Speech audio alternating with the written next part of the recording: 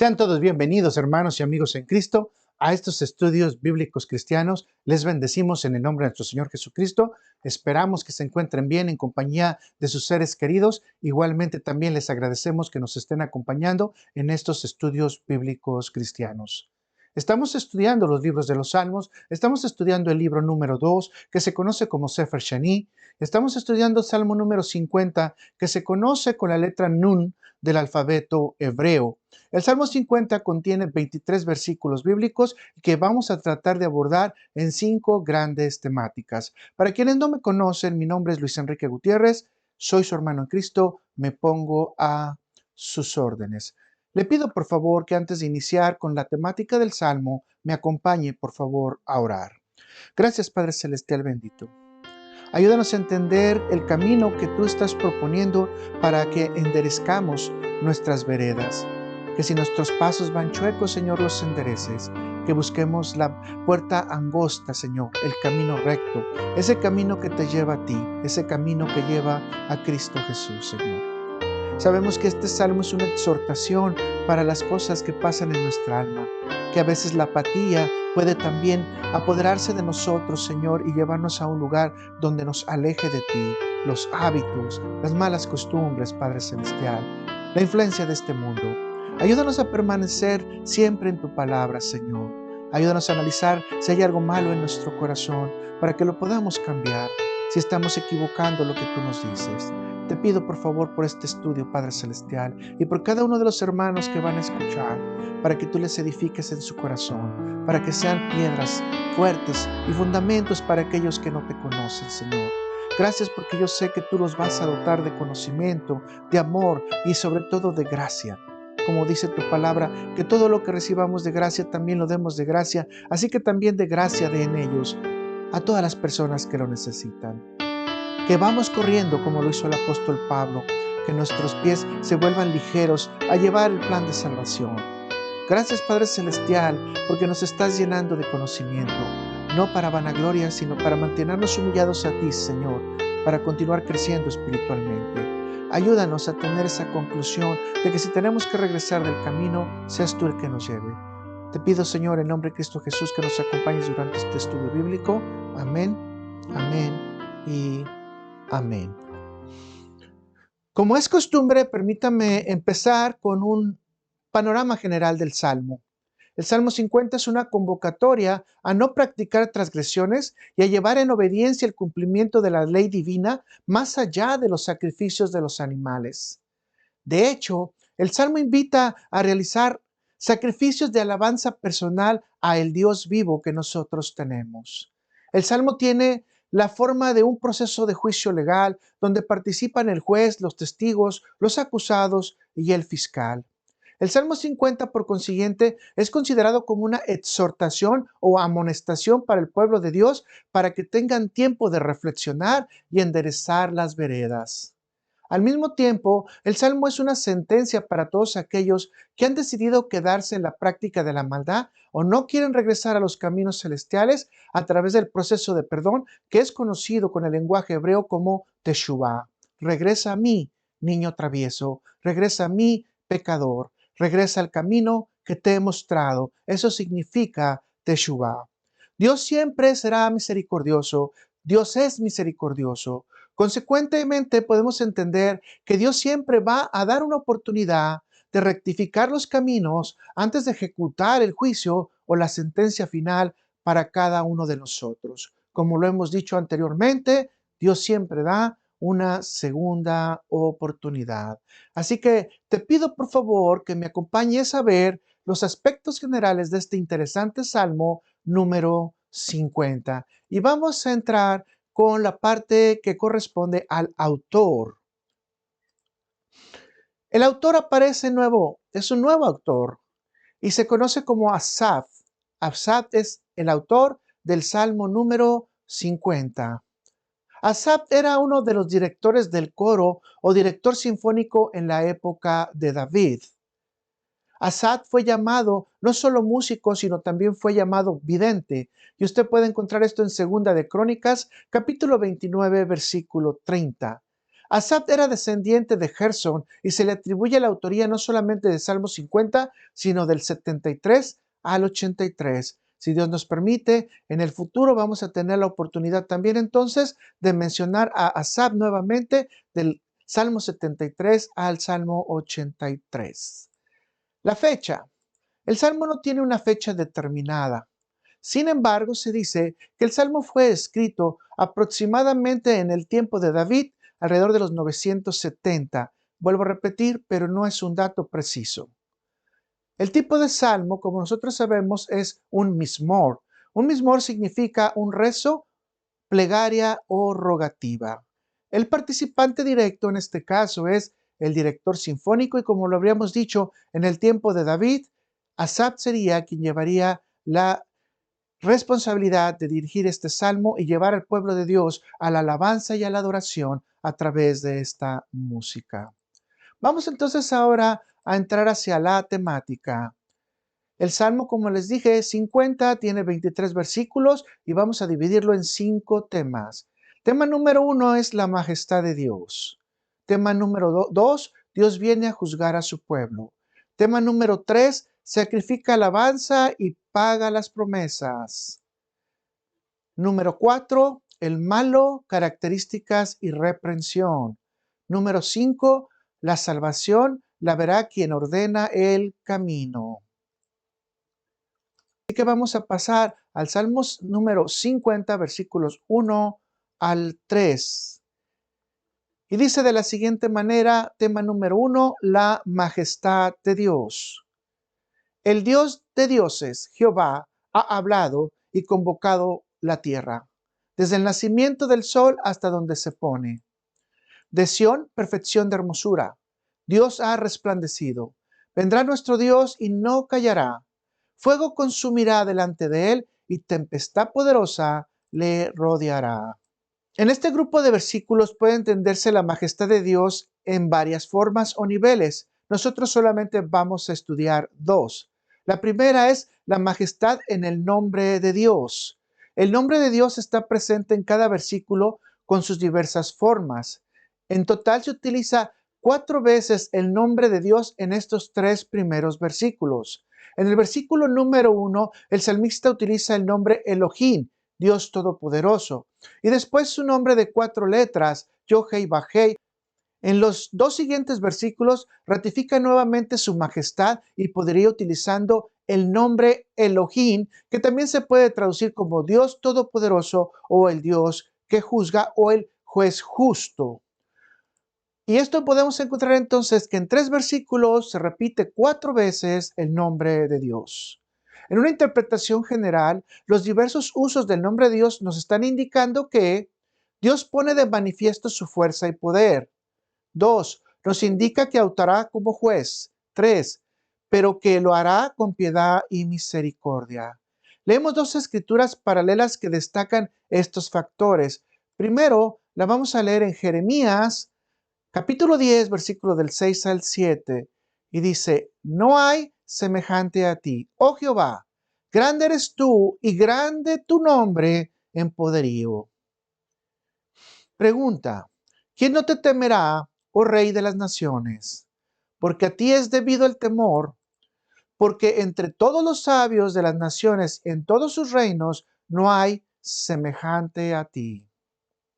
Leemos la siguiente escritura, que es una de las declaraciones más fuertes que hacen los descendientes de Rubén, Gad y Manasés en sus verdaderas intenciones. Así que lo vamos a leer esto en Josué 22, versículos 22 y 23, y dice de la siguiente manera, Jehová Dios de los dioses, Jehová Dios de los dioses, y note que acaba de repetir 2 veces la misma frase. Él sabe y hace saber a Israel si fue por rebelión o prevaricación contra Jehová. No nos salves hoy.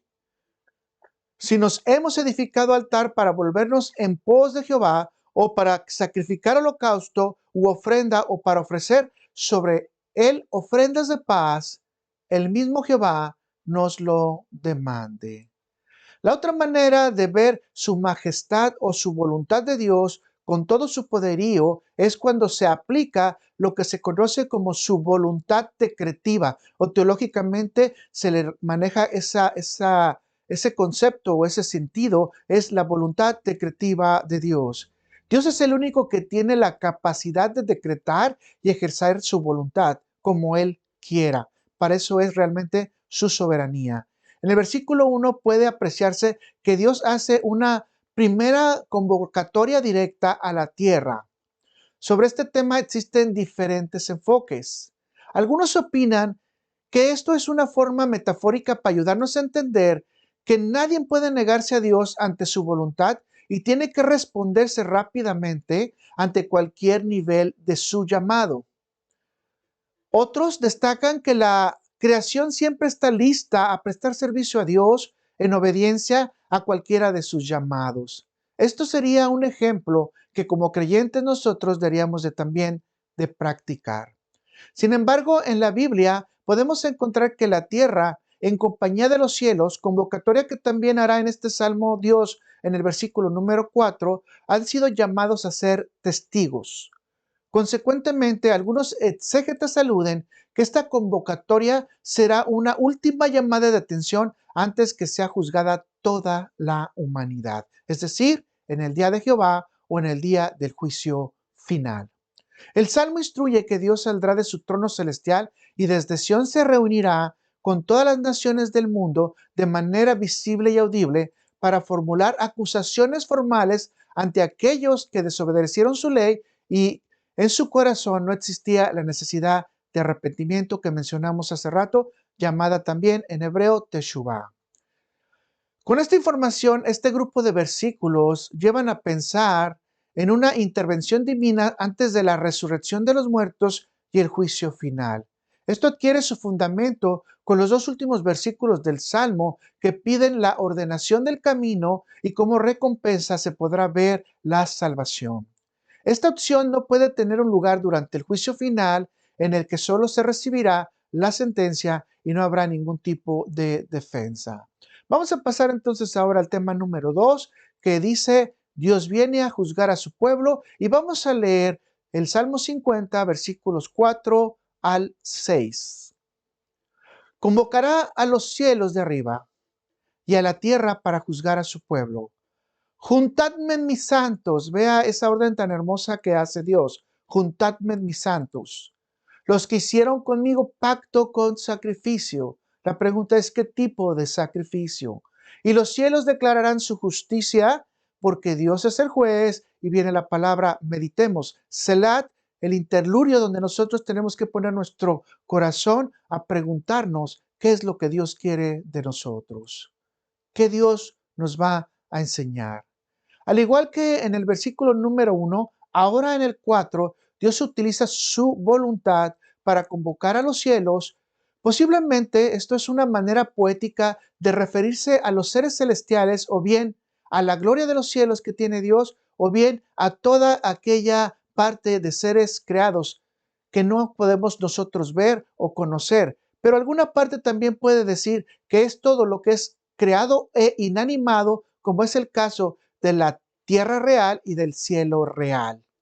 En este sentido, esto puede entenderse que Dios está convocando al Tribunal Supremo, quien ha sido testigos de la paciencia y misericordia de Dios hacia los hombres. Ahora serán testigos de la aplicación de justicia a los hijos de los hombres que han degenerado su camino. En esta etapa es obvio que Dios va a juzgar a su pueblo. Vamos a ver esta escritura que está en Hebreos 12, versículo 23, y dice así: a la congregación de los primogénitos que están inscritos en los cielos.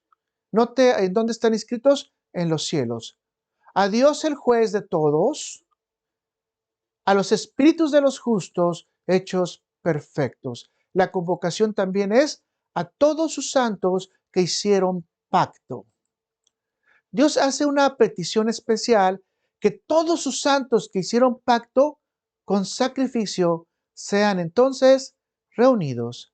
Debe entenderse que los creyentes ofrendan su propia vida para renovar el pacto y nunca negar a Dios y su palabra. La palabra clave para entender esta petición de parte de Dios es la palabra pacto. La palabra pacto viene de la palabra hebrea conocida como berit, que significa pacto, tratado o hacer una alianza, o sea, un acuerdo entre dos partes. Conforme al contexto del Salmo, este pacto fue de acuerdo solemne entre Dios y su pueblo. Sin embargo, como el hombre es pecador, esta relación debe ir acompañada de sacrificios representando el castigo por el pecado. Así que este grupo de personas puede estar situadas en dos niveles de beneficios si han buscado el arrepentimiento. Número uno, no se les puede imputar ningún tipo de castigo porque a pesar del pecado, su corazón está dispuesto a buscar los caminos de Dios. Y número dos, han elegido servir al juez del lado de la justicia, así que gozan en la protección divina. Si quitamos esto únicamente del Antiguo Testamento y aumentamos lo que el Nuevo Testamento nos dice, es muy importante que los redimidos con la sangre de Cristo tengan también la convicción de que van a ser también protegidos y librados del castigo por el sacrificio perfecto que Jesús hizo en la cruz. Así que estamos justificados por la fe, por medio de nuestro Señor Jesucristo, y obviamente con esta situación tampoco alcanzaríamos castigo todos aquellos que creemos en el Hijo del Hombre, que es conocido también como nuestro Señor y Salvador, Cristo Jesús. Permítame cerrar este conjunto de versículos diciendo que el alma y el cuerpo entienden que tienen que servir al juez de una manera recta y con una fe correcta, y no con una fe ciega y una fe coja o una fe desviada de la verdad de Dios. Vamos a ver entonces el tema número 3. Sacrifica alabanza y paga las promesas. Salmo 50, versículos del 7 al 15, y dicen de la siguiente manera: Oye, pueblo mío, y hablaré. Escucha, Israel, y testificaré contra ti. Yo soy Dios, el Dios tuyo. No te reprenderé por tus sacrificios ni por tus holocaustos, que están continuamente delante de mí. No tomaré de tu casa becerros, ni machos cabríos de tus apriscos, porque mía es toda la bestia del bosque y los millares de animales en los collados. Conozco todas las aves de los montes, y todo lo que se mueve en los campos me pertenece. Si yo tuviese hambre, no te lo diría a ti, porque mío es el mundo y su plenitud. ¿He de comer yo carne de toros o de beber sangre de machos cabríos? Sacrifica a Dios alabanza y paga tus votos al Altísimo.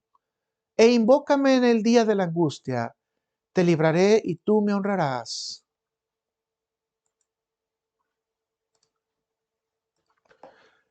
Permítame darle esta ilustración. Una persona pide prestado dinero.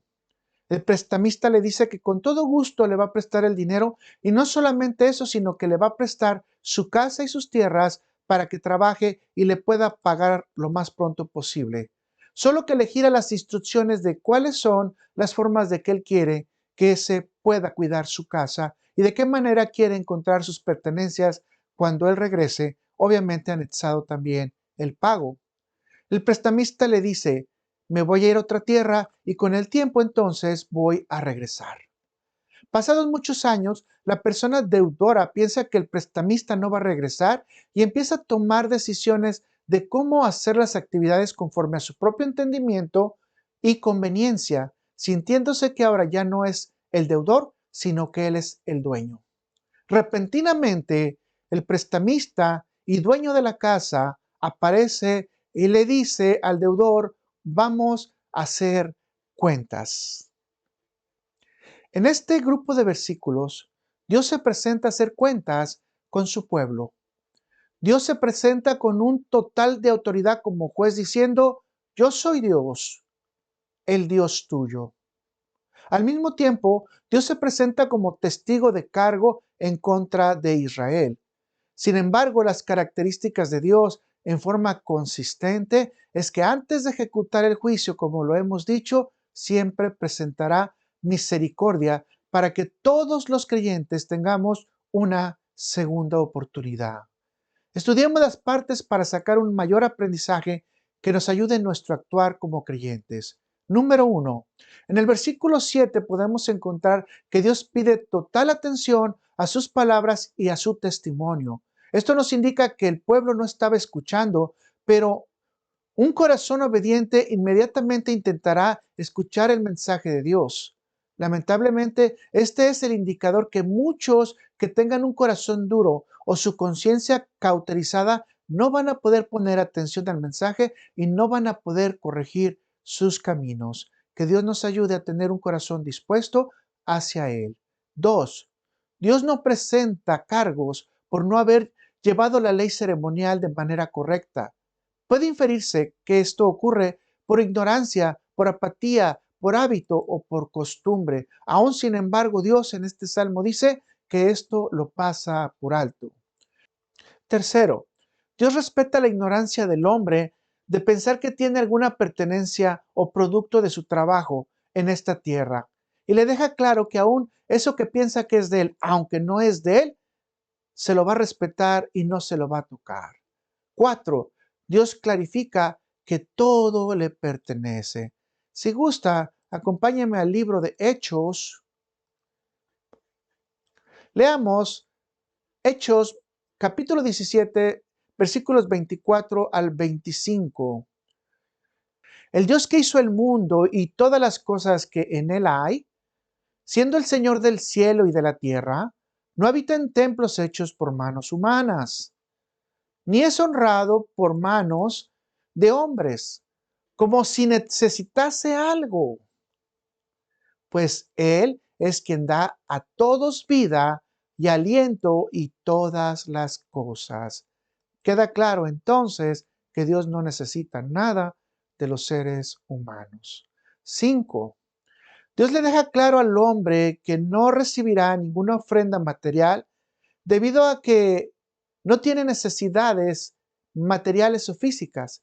De hecho, en el versículo 13 puede verse la reprensión en torno a la violación que se está haciendo de beber sangre, que como sabemos, esta es la prohibición alimenticia más grande que podemos encontrar tanto en el Antiguo como el Nuevo Testamento. No podemos tomar o comer sangre porque en él o en ella más bien se encuentra la vida. Con todo esto, podemos encontrar la conclusión de lo que Dios le ordena al creyente de cómo debe ser realmente su alabanza. Y esto lo encontramos en el Salmo 50, versículo 14. Dice, sacrifica a Dios alabanza y paga tus votos al Altísimo. Para poder presentar alabanza a Dios, es necesario moverse con los oídos de la fe y tener un corazón dispuesto a obedecer a Dios sin ninguna distracción. En el libro de Hebreos, capítulo 13, del versículo 13 al 16, dice así: salgamos, pues, a él fuera del campamento llevando su vituperio, porque no tenemos aquí ciudad permanente, sino que buscamos la porvenir. Así que ofrezcamos siempre a Dios, por medio de él, sacrificio de alabanza. Sacrificio de alabanza. Es decir, fruto de labios que confiesen su nombre. Y el hacer bien y de la ayuda mutua, no os olvidéis, porque de tales sacrificios se agrada Dios.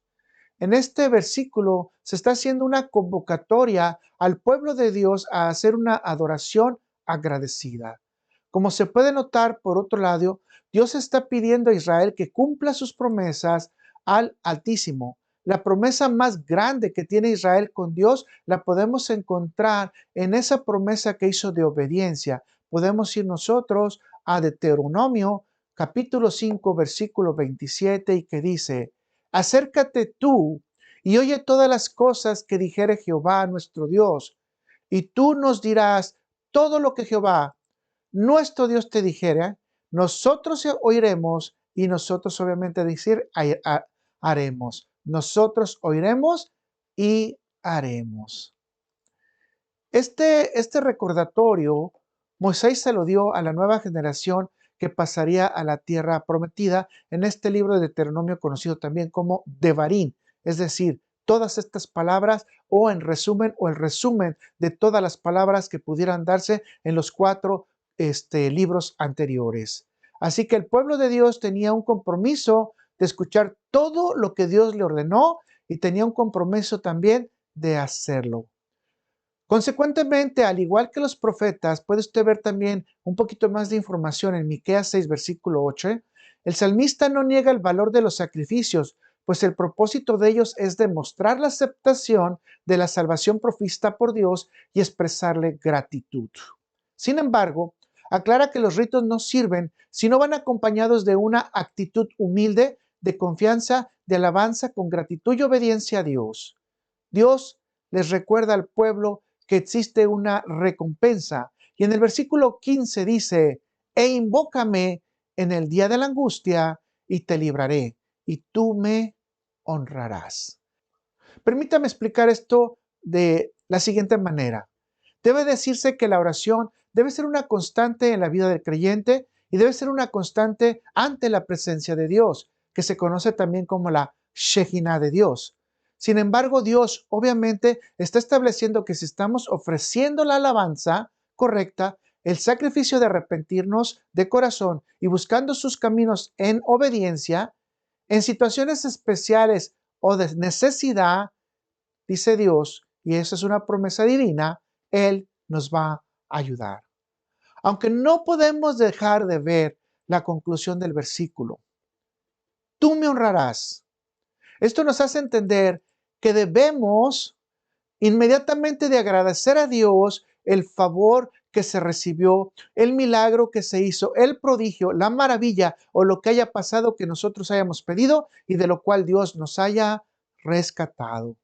Spurgeon dice, la adoración nunca puede subir de todos los órganos del mundo si el corazón de la persona no los acompaña. Lo que el Señor ama es la confianza, la certidumbre infantil, la búsqueda de compasión que hay en el corazón de sus hijos.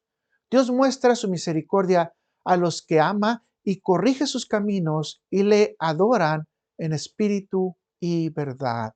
Así que todos nosotros tenemos que adorarle a Dios en espíritu y en verdad, tal cual lo mandó nuestro Señor Jesucristo. Vamos a pasar entonces al tema número 4, el malo, características y reprensión. Vamos a ir del Salmo 50, versículos del 16 al 21, y dice así, pero al malo, dice Dios, y aquí está el segundo acusado, ¿verdad? Pero al malo, dijo Dios, ¿qué tienes tú que hablar de mis leyes? ¿Y qué tocar mi pacto en tu boca? Pues tú aborreces la corrección y echas a tu espalda mis palabras. Si veías al ladrón, tú corrías con él. Y con los adúlteros era tu parte. Tu boca metías en el mal y tu lengua componía engaño. Tomabas asiento y hablabas contra tu hermano. Contra el hijo de tu madre ponías infamia. Estas cosas hiciste y yo he callado. Pensabas que de cierto, y ve esta afirmación tan fuerte que hace Dios, sería yo como tú. Pero te reprenderé y las pondré delante de tus ojos. Evidentemente, en este grupo de versículos, Dios está hablando al malo, al malvado o al hacedor de maldad. Dios reprocha a quienes profesan adición a sus preceptos en forma superficial, en tanto que no realizan ningún esfuerzo auténtico de cumplir las reales ordenanzas. Es decir, manejan un nivel de hipocresía. De antemano, puede inferirse que están transgrediendo los mandamientos 7, 8 y 9 del Decálogo, o también conocido como los 10 mandamientos. Consecuentemente, esta sección se dirige a quien participa en las actividades del pueblo de Dios, pero con un corazón contrario a Dios. Primero, Dios le plantea una pregunta al malo. ¿Qué derecho tiene de leer mi palabra a la congregación o tratar de explicar mi pacto? El que no guarda la comunión con Dios ni lo ama, no tiene derecho de enseñar a otros acerca de la palabra de Dios.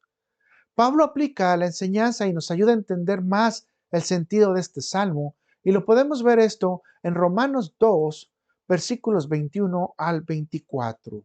Tú, pues, que engañas a otro, no te engañes a ti mismo.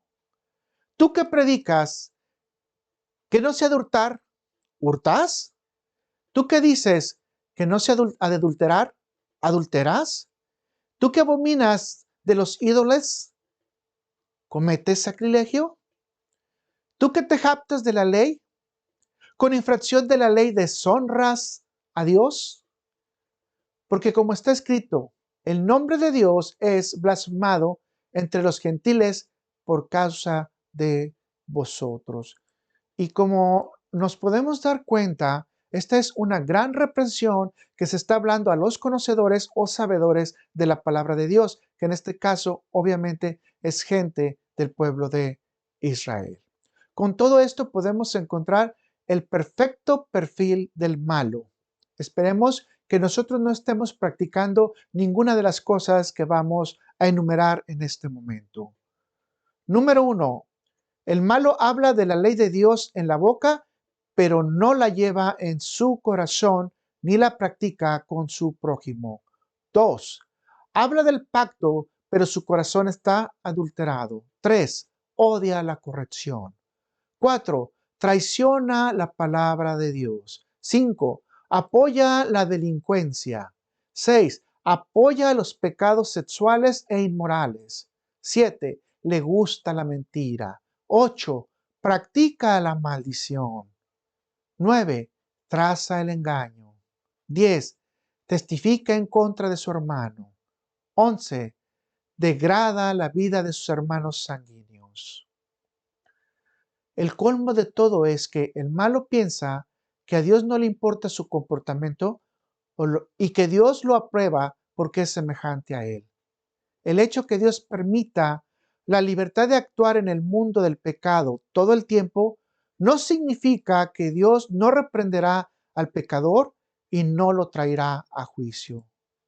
Contrariamente a este pensamiento, Dios conoce a todos y hará justicia. Obviamente, para ser justo, Dios dará la justa retribución al malvado por todas y cada una de sus obras. En el Nuevo Testamento, a través del Espíritu Santo, Pablo nos explica un poquito más profundo en relación a esto que estamos comentando. Podemos ir a Romanos 2, versículos del 5 al 11, y dice: pero por tu dureza y por tu corazón no arrepentido, atesoras para ti mismo ira para el día de la ira y de la revelación del justo juicio de Dios, el cual pagará a cada uno conforme a sus obras. Vida eterna a los que, perseverando en bien hacer, buscan gloria y honra e inmortalidad, pero ira y enojo a los que son contenciosos y no obedecen a la verdad, sino que obedecen a la injusticia, tribulación y angustia sobre todo ser humano que hace lo malo, el judío primeramente y también el griego, pero gloria y honra y paz a todo el que hace lo bueno, al judío primeramente y también al griego, porque no hay acepción de personas para Dios. Podemos cerrar estos versículos diciendo: el juicio de Dios será una realidad, esté dentro de tu doctrina de fe o no lo esté. Pasemos ahora a revisar el tema número 5. La salvación la verá quien ordena el camino. La salvación la verá quien ordena el camino. Salmo 50, versículos 22 y 23.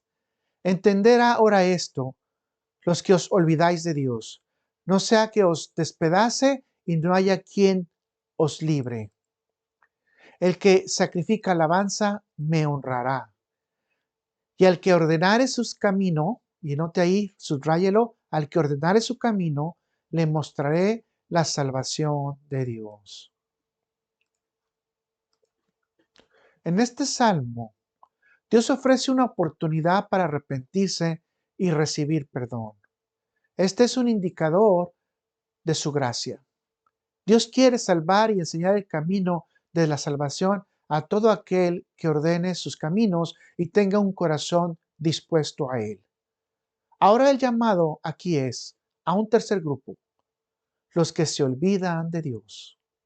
Evidentemente, la misericordia de Dios se está extendiendo, dando una segunda oportunidad con una exhortación. Entended ahora. En el hebreo original es como decir, hazlo ya, no lo dejes, pero con mucha fuerza, con un grito. Cambia en este momento. Esa es la expresión. No tienes más tiempo, hazlo ahora. Es una situación de vida o muerte. Eso es como se podría entender en el hebreo original. Entended ahora. Esto puede mostrar cómo una persona se ha ido adoptando o adaptando a la sociedad o al mundo. La persona puede estar iniciando un proceso de tolerancia, puede estar teniendo un proceso de asimilación, quizás estás teniendo un proceso de aprobación a todas las actividades que realizan los malvados o todos aquellos que están en contra de la verdad de Dios. Dios dice inmediatamente, entended ahora, mi ley no es como la del malvado, mi camino no es como la de los hombres. Entended ahora que te he dado todo para que puedas buscarme. Arrepentirte, convertirte, venir a mis caminos nuevamente. Hay una gran sentencia entonces al que practica este nivel de necedad. La podemos ver esto con mayor claridad en el versículo número 22, pero lo vamos a leer en la versión en la versión bíblica, la Nueva Versión Internacional. Y dice, ustedes que se olvidan de Dios, consideran lo que he dicho. De lo contrario, los haré pedazos y no habrá nadie que los salve. Note el imperativo con el que está hablando el Salmo en este momento, y esto se apega mucho al original. No habrá nadie que te salve. La clave en este grupo de versículos es la de ordena tu camino. La recompensa, Dios te mostrará la salvación. El objetivo final El objetivo final del hombre es dar la gloria a Dios y mantenerse en una actitud de agradecimiento. La verdadera alabanza que surge de un corazón lleno de fuego y que arde con entera devoción a Dios es ante su presencia, ante su Shekinah. Por otro lado, la alabanza combinada con el conocimiento de la gloria de Dios lleva a una intimidad con la presencia de Dios. Ratifiquemos, el mensaje central es: para el que ratifica su conducta, para el que corrige sus caminos, para el que busca a Dios, les será mostrada la salvación de Dios. Vamos por favor a Juan capítulo 7, versículos 17 y 18, y dicen, el que quiera hacer la voluntad de Dios, conocerá si la doctrina es de Dios, o si yo hablo por mi propia cuenta, dice Jesús.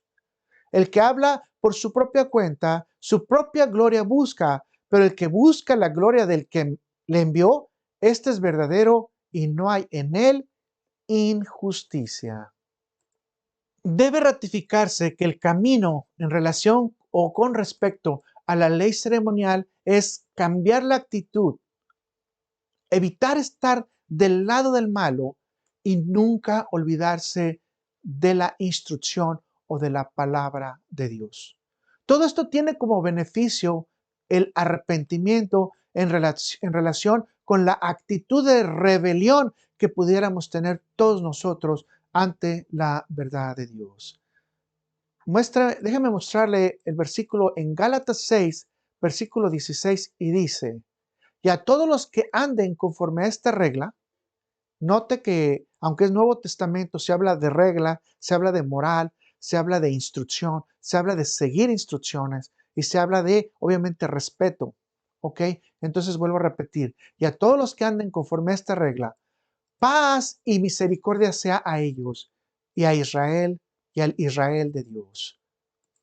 El camino a la salvación es crecer en Dios y en su plan de redención que fue ejecutado por Jesús en la cruz. Vamos a pasar a las preguntas. Pregunta número 1. Mencione 3 características de Dios entre el versículo 1 y 5. 2. Enliste los testigos que presenta Dios. 3. ¿Qué actitudes debe de tener una persona para considerar que está haciendo una genuina alabanza? 4.